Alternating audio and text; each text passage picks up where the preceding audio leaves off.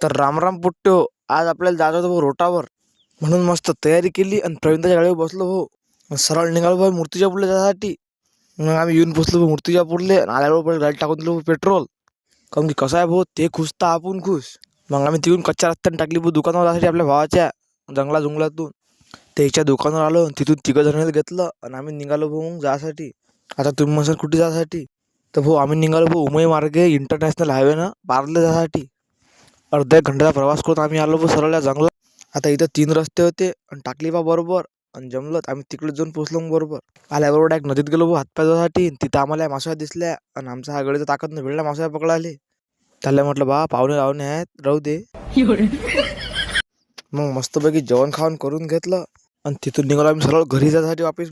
मग आम्हाला तिथच्या लोकांनी दुसरा रस्ता सांगितला, इकून जा म्हणे प्युअर हायवे आहे म्हणे. मग आम्ही 380च्या स्पीडनं गाडी काढली आणि सरळ निघालो मूर्तिजापूर जाण्यासाठी.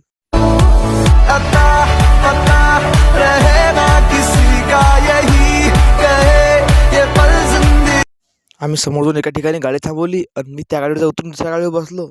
चला पाहू म्हटलं आता हा कशी गाडी चालवत येतं. मग आम्ही हे गावातलं ट्रॅफिक पार करून निघालो घरी जाण्यासाठी.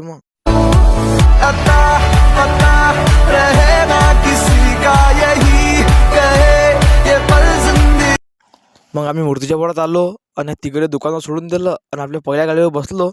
त्याला म्हटलं आपण चालू घरी. तो म्हणे मला एक पान खा लागते. म्हटलं थांब मग चल बायपासवर गेलो तर एक पान गिन खाल्लं. चला मग आजच्या पुरतं एवढं, भेटूया पुढच्या पार्टमध्ये. तोपर्यंत फॉलो करून घ्या.